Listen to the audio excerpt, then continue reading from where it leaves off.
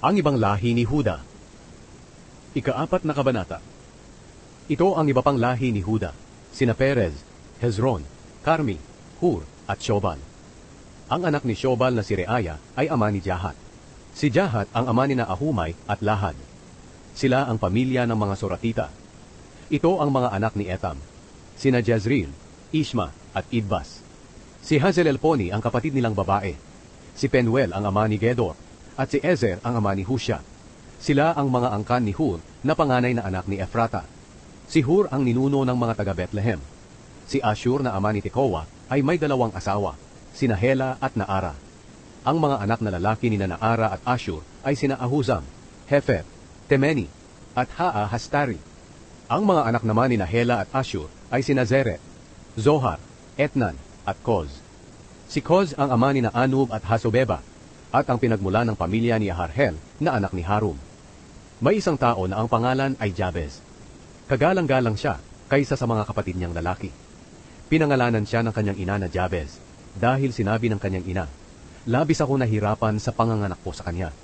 Nanalangin si Jabez sa Diyos ng Israel, "Pagpalain niyo po sana ako at palawakin ang aking nasasakupan. Samahan niyo po ako at ilayo sa kapahamakan para hindi ako masaktan." At dininig ng Diyos ang kaniyang kahilingan. Si Kelub na kapatid ni Shuha ang ama ni Mehir. Si Mehir ang ama ni Eston, at si Eston ang ama ni Betrafa, Paseya, at Tehina. Si Tehina ang ama ni Irnahash. Sila ang angkan ni Reka. Ang mga anak na lalaki ni Kenaz ay sina Otniel at Seraya. Ang mga anak ni Otniel ay sina Hatat at Meonotai. Si Meonotai ang ama ni Ofra. Si Seraya naman ang ama ni Joab, na nagtatag ng lambak ng mga panday. Tinawag itong lambak ng mga panday dahil doon nakatira ang maraming panday. Ito ang mga anak na lalaki ni Caleb na anak ni Jefune, sina Iru, Ela, at Naam. Ang anak na lalaki ni Ela ay si Kenaz. Ang mga anak na lalaki ni Jehalelel ay sina Ziph, Zifa, Tiraya, at Asarel. Ang mga anak na lalaki ni Ezra ay sina Jeter, Mered, Efer, at Jalon. Asawa ni Mered si Bitia na anak ng Paraon. Ang mga anak nila ay sina Miriam, Shammai, at Ishba. Si Ishba ang ama ni Estemoa. May asawa rin si Mered na taga Judea, at ang mga anak nila ay sina Jered na ama ni Gedor, Heber na ama ni Soko, at Jekutiel na ama ni Zanoa. Napangasawa ni Hodaya ang kapatid ni Naham.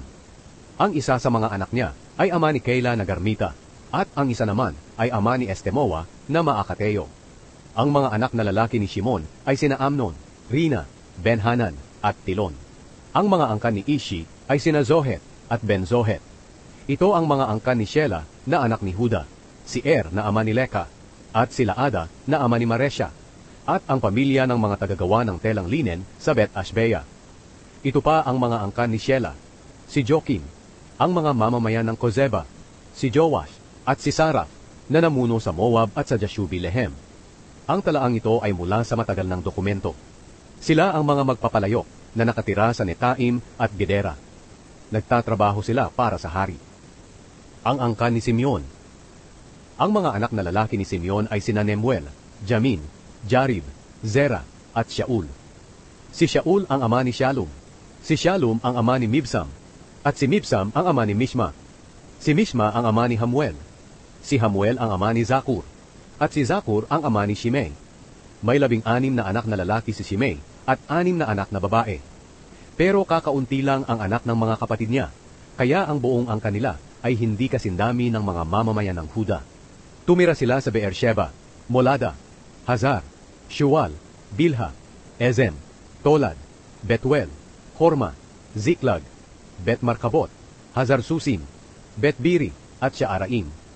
Ito ang mga bayan nila hanggang sa paghahari ni David. Tumira rin sila sa 5 bayan sa paligid nila, sa Etam, Ayin, Rimon, Token at Ashan, pati na rin sa mga baryo sa paligid ng mga bayang ito hanggang sa Baalat. Ito ang mga lugar na tinirhan nila at naitago nila ang mga talaan ng kanilang angkan. Ito ang iba pang lahi ni Simeon.